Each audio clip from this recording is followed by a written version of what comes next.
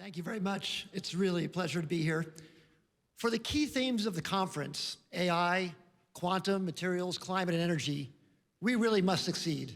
Humanity's facing some really big challenges, and we have to be successful at managing these challenges.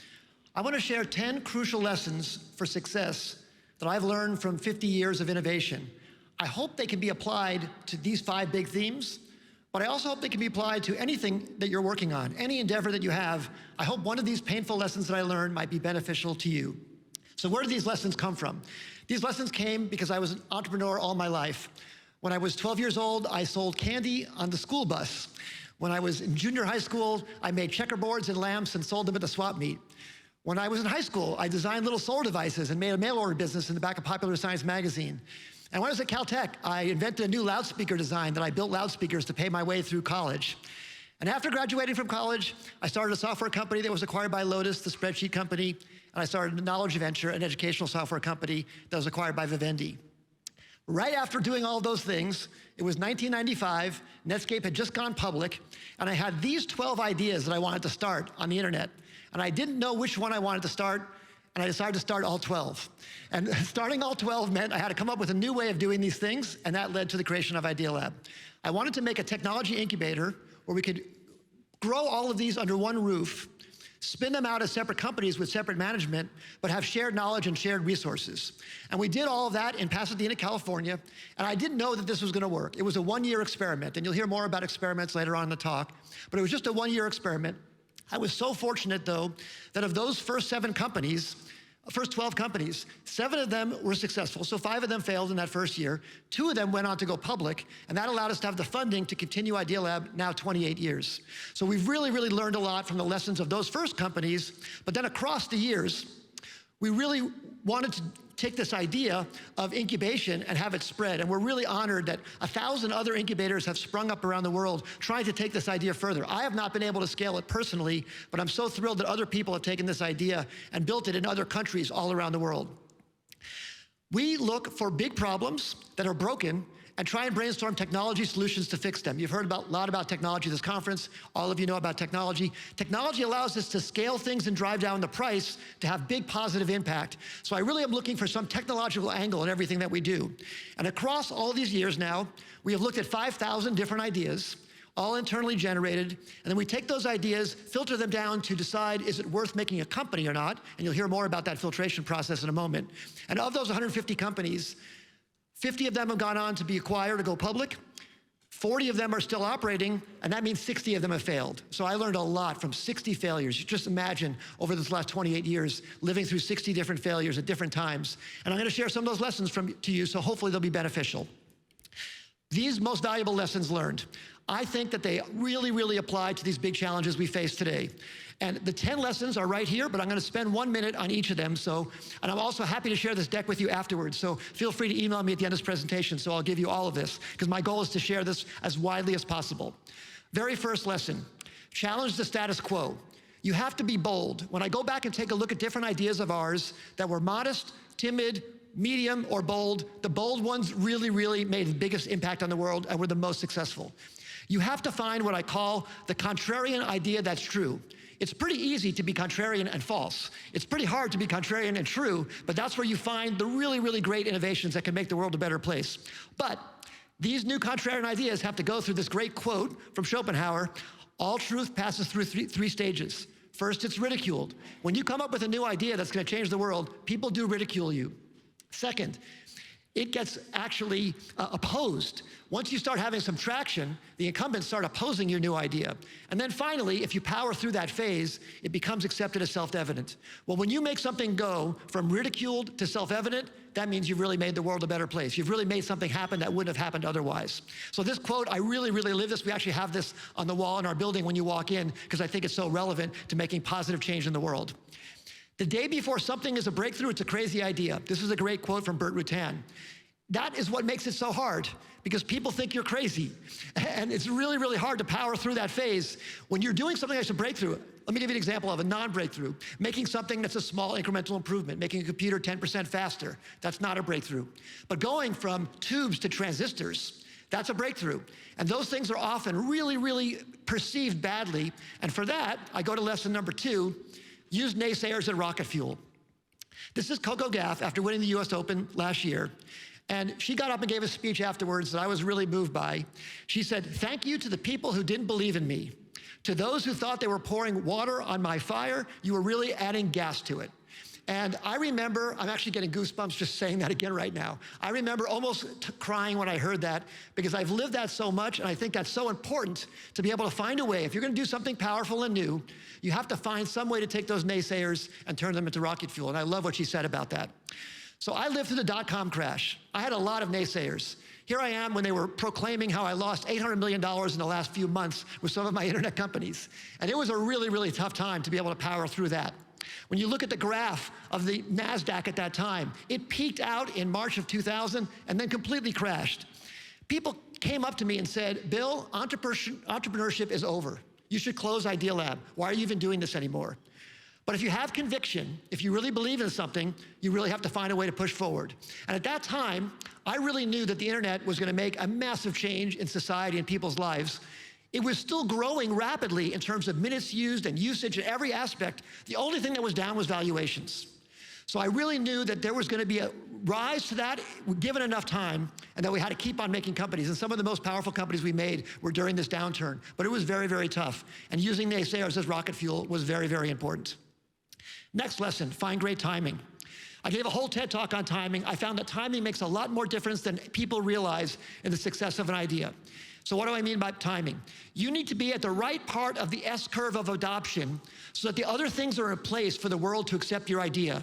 If you're too early or too late, it's bad. It's very, very hard to control timing, but it's not that hard to assess it. What you need to do is look very honestly at what else is happening in the world related to your idea to see if it's going to be successful. I even know this so intimately, but I still get it wrong many, many times. It's very, very hard to get right, but I really urge people to look very closely at what other things are happening that would make people accept your idea as you power through. So that's timing. I'll give you some examples from our own companies. In 2000, I thought there was going to be a home personal robot doing chores for everybody. I started this company, Evolution Robotics. It was way too early. They was not ready for that. People were not ready for that. The technology was not ready for that. Wi-Fi had just been invented. Digital cameras had just been invented, but it was just way too early. We ended up pivoting with this and spun this company into 2 separate companies, one that did floor cleaning, and we patented a way to do indoor navigation, and we sold that company to iRobot. And another company that used the image recognition we developed for this robot to do recognition of items in a grocery store to do automated checkout. So we still did well with this, but the personal robot in your home was way too early. Maybe today you could do it, but I think we're still even a little too early right now. But with the recent developments in AI, it's possible. So it's 23 years too early, 24 years too early. So I should have looked at the signals of what people would accept at that time and known this was way too early. But another company, Picasa, we started in 2001. Digital cameras were taking off. Sony, Nikon had software that really sucked, that came with your camera to manage your pictures. I felt there needed to be a better way to manage your pictures. We started this company, and digital cameras did take off. We were at the right part of the S-curve of adoption. This company was acquired by Google. It became Google Photos, and it had a huge impact. And it was really about the timing. Now, I didn't know that at the time, that that was all going to work out, but we were able to look and see where we were in the curve of adoption and see that this really could make it. So right now, where are we in timing? Climate, materials, sustainability timing is perfect. Mitigating climate change is a multi-trillion-dollar opportunity. To migrate our entire energy infrastructure to a new way is the biggest opportunity in all of history, and the timing is right now. Governments are giving subsidies, prices have come down so that's actually competitive. So this is a really huge, huge opportunity. It's 10% of GDP. Energy is 10% of the $100 trillion global GDP. So $10 trillion a year is spent on energy. So there's a chance to make a huge impact as we make this transition. We shouldn't do this only because it's good for the planet. This is a great business, and it's only because it's a great business opportunity that I think it's gonna actually succeed. So we really, really need to innovate and make it a business success. That will be a great success for all of humanity as well. As you heard in the last panel, Germany led the way with tariffs on this, and it really, really made a huge impact. Such a huge impact that who would have thought that we could say today, the cheapest way to make electrons in all of human history, better than any other way, better than burning fossil fuels, of course, is to point a piece of glass at the sun. That's how we can make the cheapest electrons. So that happened because of technological innovation over the last decade. And it's actually now, you can buy a PV panel for less than you can buy a window. If you go to Home Depot, a window that's $400, a same size PV panel that makes electricity is $109. So it's 4 times cheaper to buy a PV panel than a window that just lets light in. That's where technology took us on the adoption curve and on the scaling curve. So it's really, really great potential. Right now, AI in 2024 feels like the internet in 1995. 1995, when Netscape went public, when I had those 12 internet ideas I wanted to start, AI is explosive opportunity. It really is gonna touch everything. Like electricity, like the internet, it will just be in everything we do. The possibilities over this coming decade are just unbelievable. You've heard incredible quotes over the course of the conference so far. Vinod says that 80% of all jobs will be replaced in 10 years. It's unbelievable what will happen. It's scary, but it's also a great opportunity, and I think there's room for incredible innovation to make the world a better place, taking this technology. I feel that AI is just a child. Wait till we see what happens when it grows up, just by the end of this decade or 10 years from now. Next lesson, iterate like crazy. Action produces information. I find that all of our companies, they often sit around talking about ways to do things, and I always just urge them, take action and learn something by iterating. Your first idea is actually just step 1 in a company or a project or any kind of endeavor. I really feel that the iteration is more important than the initial idea, so much so that in hindsight, I probably should have called it Iterate-Lab, not Idealab, because the iteration makes much, much more difference to the success of an idea than just what you start off with. And in fact, by iterating based on feedback from customers, feedback from everyone who you can to use your product, that is the most powerful way to make a big, big difference. Next lesson, number 5, create a remarkable offering. It is really important to stand out. If you have an effort that wants to compete against incumbents, you need to make your offering remarkable. And this great quote at the top here, marketing is a tax on being unremarkable. Marketing is the money you have to spend to convince people to try your product when the offering isn't remarkable enough to get them to try it on its own. So I really urge our companies to think really hard. 1, not how to make the product better and better. That's, of course, the best way to make your product remarkable. But think about every aspect of the offering, how you price it, how you distribute it, how you explain it to people. Every aspect has to be remarkable if you really want to make it a big success. You need to find a way to stand out. Lesson number 6, be success sensitive, not dilution sensitive. Again, in all of our companies, whenever we have companies that have huge alignment between everybody, between the employees, between the management, between the CEO, between the investors, sharing equity liberally with everybody so that everybody really is rowing together and has full alignment and success, that has a big, big factor in the success of efforts. So I really, really urge people to make sure they share around broadly because it really, really makes a big difference in success. Lesson 7, build a complementary team. I wish I had learned this when I graduated from college. I didn't learn this until I was 35 years old, about how there's different kinds of people, because I was always trying to hire people just like me. And I'm a very entrepreneurial person, so I was looking for more entrepreneurs. I actually needed to surround myself with people who had complementary skills to me. I'm gonna talk about 4 personality types and see if you can recognize yourself in each one of these. And understand that no one person is only one of these. You're a combination of different factors. So for E, for the entrepreneur skill, I'm an E off the charts. For the P, or producer skill, that's the ability to get things done, to finish a product, to ship it on time, to sell it, to make it, to get it out there. I'm pretty good at P, not as strong as some people, but definitely as many entrepreneurs go, I do have that ability to finish things that I start. Next, A, the administrative skill. I'm negative A. A is the bureaucracy, the order, the structure. I don't like any of that. I hate that, and it really, really causes me problems. But I need to have it. So I need to understand that I need to surround myself with people who have some A that balance me, that I trust and respect, to balance off my high E. The last one, I, the integrative skill, the ability to solve conflicts, the ability to get those other 3 types to work together. Because in the extreme, the E, the P, and the A, they sort of hate each other's guts. So you really need to have some integrative skill that brings those people together. And I'll give you one example of those different skills, just say from this room. If I look over here at that window over there, there's a sign and I see some tape around it. Let me tell you how different people would look at that sign if you have these different traits. The P would look at that and say, you know, after this meeting, I'm gonna go fix that tape. The A would look at that and say, you know, I'm gonna make a form, and I'm gonna put everything I see wrong in the company on a form. I'm gonna stack them in order. I'm gonna go through them one by one until they all get done. The E would look at that and say, outside that window, what are we going to do in that parking lot over there? We're going to build a new, doesn't see the sign, doesn't see the window, is only thinking about the future and looking down the road. And the I looks at that and says, I wonder what those three people are thinking. And that is a completely different skill set than one that I used to have, to understand what other people are thinking. And it's